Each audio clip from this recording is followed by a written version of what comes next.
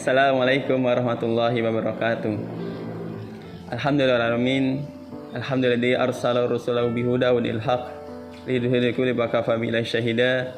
Asyhadu an la ilaha illallah wa asyhadu anna Muhammadar rasulullah la nabiyya ba'dahu. Amma ba'd.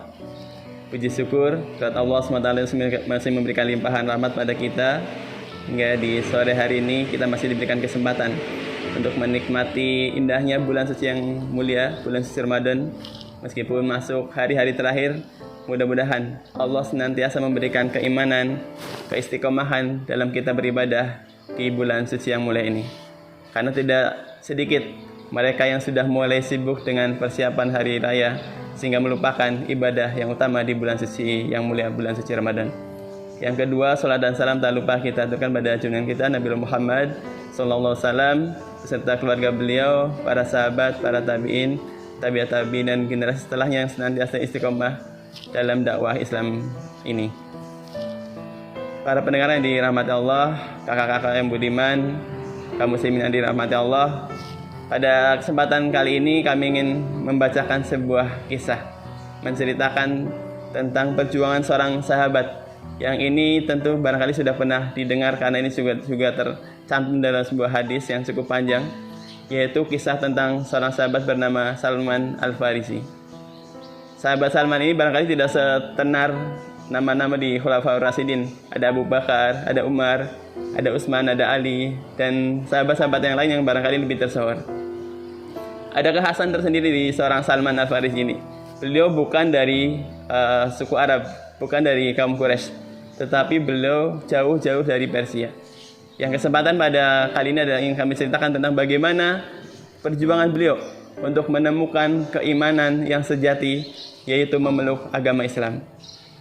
Dikisahkan dari Abdullah bin Abbas atau Ibnu Abbas. Beliau anak dari Abbas, pamannya Rasulullah SAW. Dikatakan bahwa sahabat Salman ini menceritakan tentang biografi beliau, bahwa Salman Al-Farisi berasal dari Persia yang diketahui bersama bahwa bangsa Persia ketika itu adalah menyembah api. Yang tentu ini menjadi kisah yang menarik karena diawali dari keyakinan yang sudah tertanam pada beliau bahwa Tuhan yang selama ini disembah adalah menyembah api.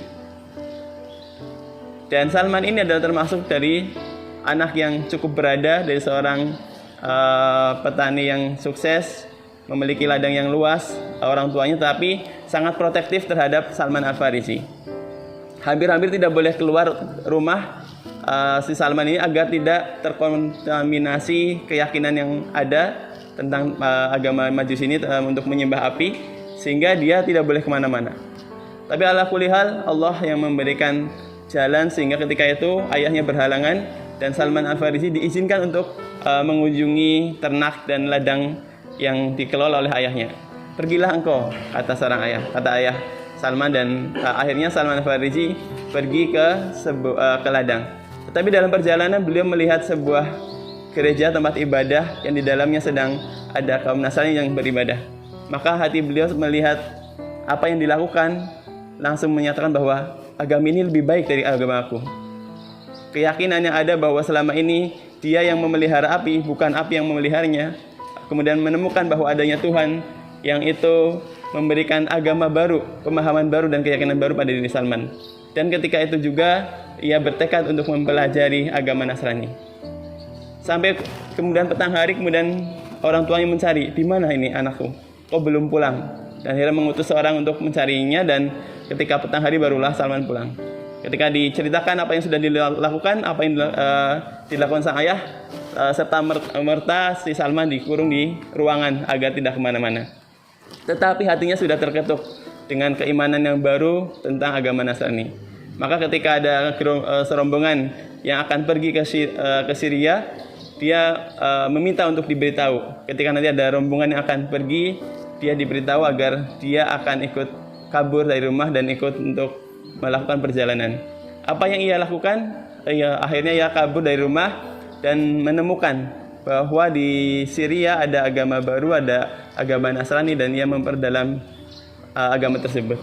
Kemudian dia bertanya, tunjukkan padaku orang yang paling saleh di antara kalian, orang yang senantiasa mengajarkan apa yang dipelajari di dalam agama Nasrani. Kemudian beliau dipertemukan dengan seorang pendeta yang ini akhirnya memberikan pemahaman baru bahwa seorang pendeta pun yang ia ikuti ternyata ketika itu tidak memiliki akhlak yang baik. Yang pendeta pertama ini diikuti ternyata akhlak yang buruk sampai pendeta ini meninggal.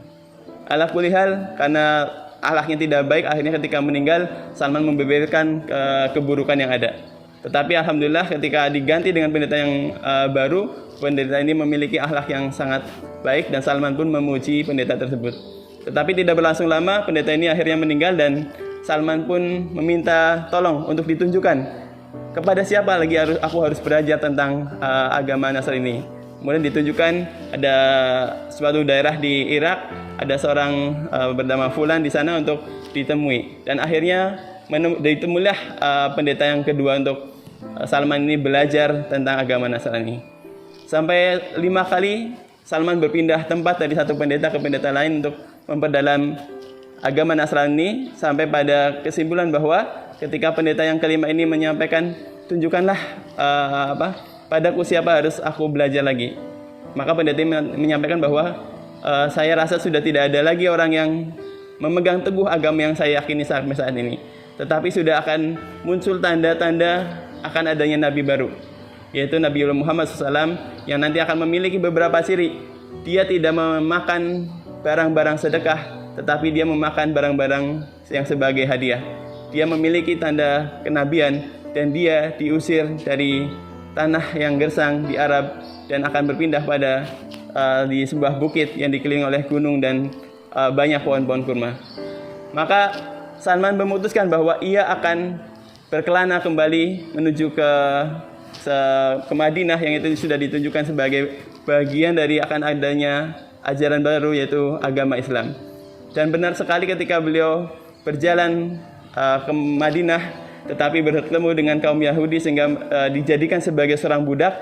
Akhirnya dia dijadikan seorang budak oleh kaum Yahudi sembari menunggu Rasulullah SAW dan para sahabat hijrah dari Mekah ke Madinah. Dan ala kulli hal, Allah juga yang mempertemukan ketika beliau sedang memanjat pohon kurma, seorang keponakan dari majikannya memberitahu bahwa sudah ada nabi yang pindah atau orang yang mengaku nabi. Dan Salman langsung menanyakan siapa, di mana orang yang mengaku sebagai nabi, dan ditunjukkan meskipun dengan sambukan karena dia seorang budak tidak berhak untuk menanya ataupun mencampuri urusan tuanya. Lantas ketika Salman membuktikan, ketika baru hijrah atau singgah di Kuba, Salman mendatangi dengan memberikan sebanyak kurma yang dia katakan sebagai sedekah. Ini sedekah untuk engkau dan pengikutmu, sahabat-sahabatmu. Karena dikatakan sebagai sedekah, Rasulullah mengambil sedekah itu tetapi tidak memakannya dan dimakan oleh sahabat-sahabat yang lain. Ini menjadi ciri yang pertama, tanda yang pertama bahwa beliau adalah seorang nabi. Kemudian Salman melihat itu, kemudian melanjutkan. Di hari berikutnya ia memberikan kurma yang kedua karena sudah di Madinah. Dia datang ke Madinah dan mengatakan bahwa engkau sangat perilaku yang sungguh baik. Engkau kemarin tidak memakan barang sedekah dan barang ini adalah sebagai hadiah dariku untukmu. Dan karena dikatakan sebagai hadiah, maka Rasulullah SAW memakannya. Ini menjadi ciri yang kedua.